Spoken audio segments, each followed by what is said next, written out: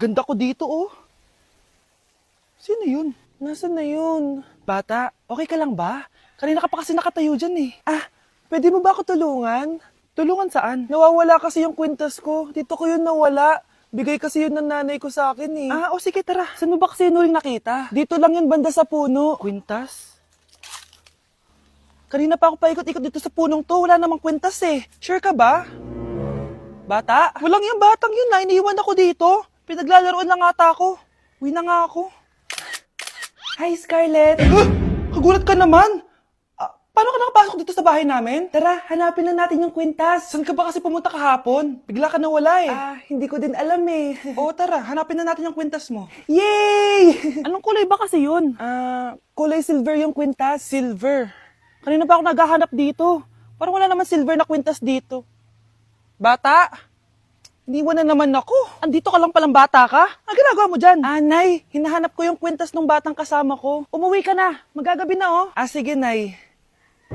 Nay, yan ata yung kwintas na hinahanap ng bata. Ba't nasa iyo yan? Wala to anak. Tara, uwi na tayo. Nay, saan mo ba talaga galing yung kwintas na yan? Itong kwintas na to anak, special to sa akin dahil galing to sa kapatid ko. Kaso, namatay siya nung 9 years old siya. So yung bata kanina, siya yung tita ko na namatay? Oo anak, siya lang ang may favorite sa akin. Mga magulang namin, ayaw sa akin. Kaya sobrang mahal ko yun anak. Ang lungkot naman pala, Nay. Sobrang sakit lang. Sorry. Tama na yun, Nay. Nanay mo yung pumatay sa akin, Scarlett.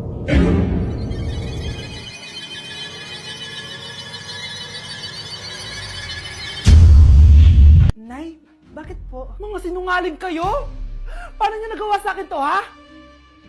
Nay, anong sinasabi mo? Hindi namin maintindihan. Ikaw, Scarlett, sabi mo doktor ka, di ba? Bakit katulong ang trabaho mo sa New York, ha? Nay. Ikaw, Brianna, teacher ka, di ba?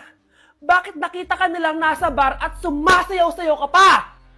Ikaw, Michael, akala ko may engineer na ako. Ngayon pala, nangi-scam ka lang ng tao! Bakit yung tinago sa akin to, ha? Nay, hindi kasi ako nakapasa bilang nurse sa New York. Sabi nila, mas magaling kasi talaga si Brianna compare sa akin. Kaya rumakit muna ako bilang katulong para makapag-aral ulit. Oo, Nay! Sumasayaw ako sa bar. Pero di ko binibenta ang katawan ko. Kinilangan ko lang yung pera para makagraduate na ako bilang teacher. Ayoko na kasi manghingi sa iyo eh. Ang baba kasi ng sweldo ng engineer, Nay. Kaya humanap ako ng paraan para kumita ng pera. Alam ko mali ang pagiging scammer pero yun ang bumuhay sa akin, Nay. Mga anak! Sana sinabi niyo sa akin. Pamilya tayo dito, diba? Magtutulungan tayo. Bakit tinago niyo sa akin? Natakot kasi kami, Nay, na baka ma-disappoint ka namin. Alam kasi namin yung paghihirap mo. Papag-aral lang kami. Anak ko kayo. Gagawin ko lahat para sa inyo. Sa tingin niyo ba hindi ko kayo tatanggapin, ha? Kaya itigil niyo na yung mga ginagawa niyo. Lalo ka na, Miguel! Opo, Nay. Sama-sama tayong bumangon. Nay, sorry. Wow, ang sweet naman. Isa ka pa. Gusto mo talaga masira itong pamilya namin, no? Lumayas ka dito, pamilyang peke! Ano? Palibhasa, di ka mahal ng pamilya mo. Mga ate, kuya, proud pa rin kami sa inyo. Mga anak, simula ngayon, sama-sama na tayo, ha? Walang iwanan at walang magtatago, ha? Promise? Promise, Nay. Hindi na kami magtatago.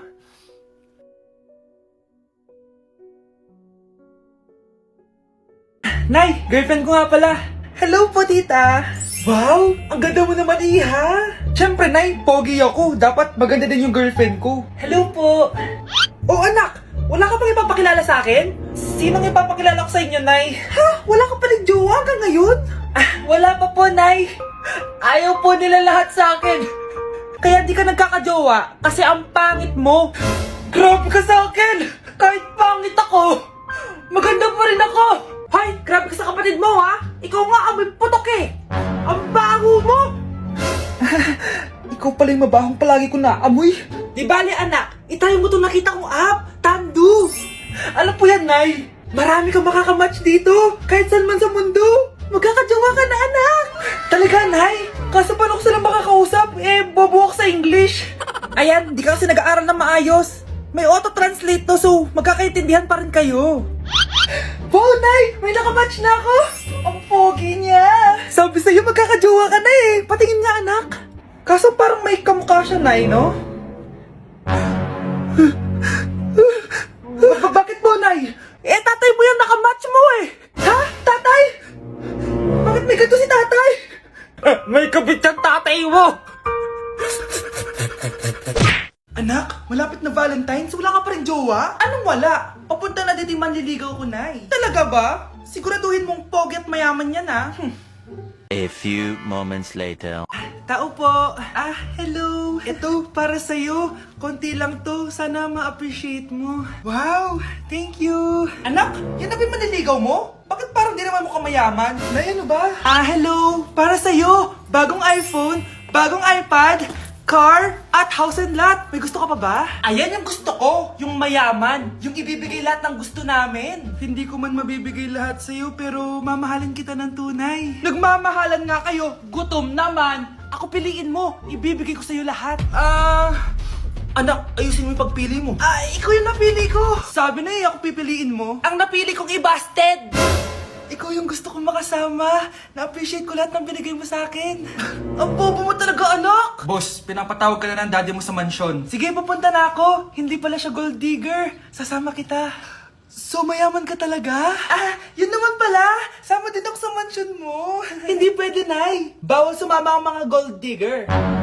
Tara na, babe. Una na po kami. Yes! Ang taas ng score ko! Anong score mo, Scarlett? 19 yung score ko. Ay, hindi perfect. Buti pa ako, naka 20. Bawi ka na lang next time, ha? Scarlett, nagawa mo ba yung assignment natin? May assignment tayo? Hala, di ko nagawa. Huwag mo nang sasabihin kay mama. Sige, di ko sasabihin. Ma'am, may assignment po pala tayo. Ay, oo nga pala, may assignment tayo, class. Ang hindi gumawa ng assignment, bagsak sa akin, ha? Bida-bida talaga tong si Samantha. Okay, class, sinong iboboto niyong president? I nominate Scarlett, ma'am. Ako? Di ako papayag. Dapat ako yung maging president. Go, Scarlett, kaya mo yan. I nominate myself because I believe na mas responsible ako. I believe na hindi ako nangungupit ng class funds. Iboto niyo ako dahil matataas ang mga scores ko. Iboto niyo ako dahil hindi ako nangungopya para lang tumaas ang score. Ako ba pinaparinggan mo? Mukhang may natamaan ata. Congrats, Scarlett. Deserve mo maging president. Gagawin ko yung best ko. Good morning, class. Hindi na papasok si Samantha. Ha? Ano nangyari? Ang balita ko, nag-drop na siya dahil sa sobrang pressure sa nanay niya. Palagi siya pinapagalitan kapag hindi perfect yung score niya. Nagalit din yung nanay niya nung hindi siya nanalo ng president. Kaya, na-depress talaga siya. Kawawa naman pala siya. Hoy, Mare! Pinagkakarat mo daw na buntis anak ko? Totoo naman eh. Tignan mo nga yung tiyan niya, alaki. Basta, hindi buntis anak ko. Ba't di natin siya tanongin, Mare?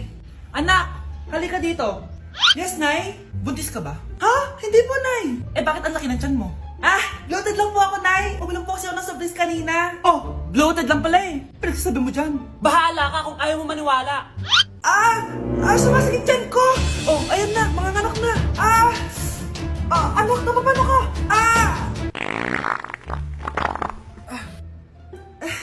Baho! Ang sakit! Parang iba na to, Nay! Anak, papiga ka! Anak, hinga ka na malalim, ha? Ire! Sige pa!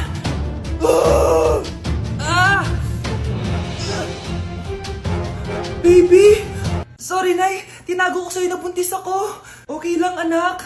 Pero sinong tatay nito? Ang tatay ng anak ko ay ang anak ni tita. Oh, anak mo pala may gawa nito? Asa na yun?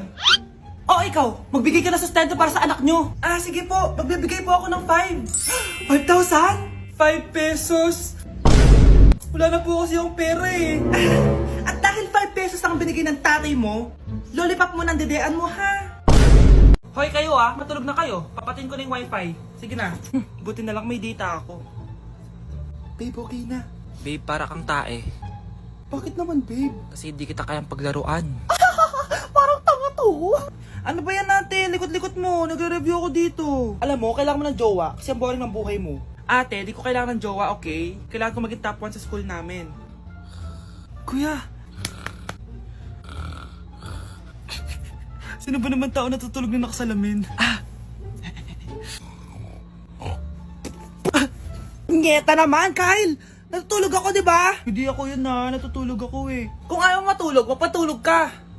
Ba't ang ingay ng mga batang yun? Teka lang. Ano ba yan ang ingay nyo? Hindi ako mapag-focus dito. Yun ang matulog, mga punyeta talaga yun. Sinali, bakit? Bakit ang ingay nyo? Di ba sabi matulog na? Matulog na kayo, ha? Yes, makakapag-tiktok na ako.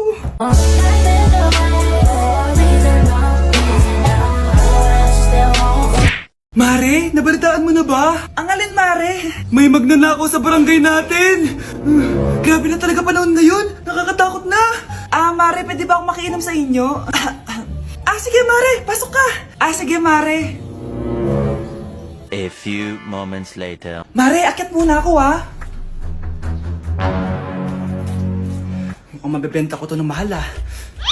Hay! Ano ginagawa mo? Nagnanakaw ka ba? Wala ka nakita, ha? Pag sinabi mo to sa nanay mo, sasaktan kita! Mare, tapos ka na ba? Oo, Mare. Uuwi na ako.